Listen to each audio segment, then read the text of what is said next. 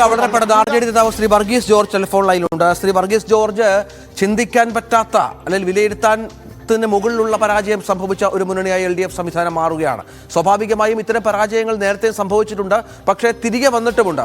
അതിനുള്ള കാര്യങ്ങൾ ആലോചിക്കുക, അതിനുള്ള ശ്രമങ്ങൾ തുടങ്ങുക, അത് ഇതുവരെ ഏതെങ്കിലും തലത്തിൽ ഉണ്ടാകുന്നുണ്ടോ?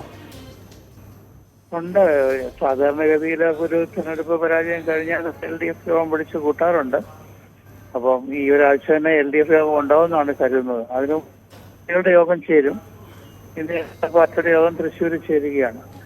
അതുകൊണ്ട് ഈ പാർട്ടി യോഗത്തിലുണ്ടാകുന്ന അനുഭവങ്ങളും LDFിലെ കളക്റ്റീവ് വിശദവും കൂടെ പരിശോധിച്ചിട്ട് ഇത്ര വലിയൊരു പരാജയം ഉണ്ടായതിന്റെ കാരണങ്ങൾ വിലയിരുത്തുക തന്നെ വേണം. കഴിഞ്ഞ അസംബ്ലി ഇലക്ഷനിൽ വാസ്തവത്തിൽ 45% വോട്ടുണ്ടായിരുന്നു LDFിന്. 3 വർഷം കഴിഞ്ഞ് ഈ പാർലമെന്റ് ഇലക്ഷൻ വന്നപ്പോൾ അത് 35% വോട്ട്, 10% വോട്ട് കുറഞ്ഞിട്ടുണ്ട്. അതുകൊണ്ട് വളരെ ഗൗരവമൊരു വിഷയം തന്നെയാണ്. അത് പരിശോധിക്കണം, തെറ്റുകൾ തിരുത്തണം. ശ്രീ വർഗീസ് കേൾക്കാമോ സർ? ഈ ഭരണവിരുദ്ധ വികാരമാണ് ഇത്ര വലിയൊരു പരാജയത്തിലേക്ക് മുന്നണിയെയും നയിച്ചത് എന്നുള്ള വ്യാഖ്യാനങ്ങളുണ്ട്. അത് അങ്ങനെ തന്നെയാണോ? അതിനപ്പുറത്ത് മറ്റു കാരണങ്ങളൊന്നും ചൂണ്ടിക്കാണിക്കാനുമില്ലല്ലോ തൽക്കാലം.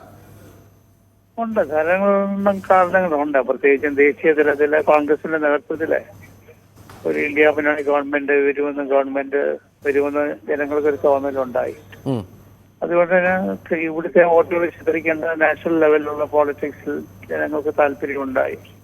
പാർലമെന്റ് ഇപ്പോഴും അത് സംഭവിച്ചിട്ടുണ്ട്. അതൊക്കെ ഉണ്ടെങ്കിൽ പോലും ഇവിടെ LDF ഗവൺമെന്റ് കാര്യങ്ങളായി ഒരുതരം സാങ്കേതിക പ്രശ്നങ്ങളുണ്ട്. അദ്ദേഹം ട്രെയിൻ യാത്രയിലാണ് എന്നാണ് മനസ്സിലാകുന്നത്.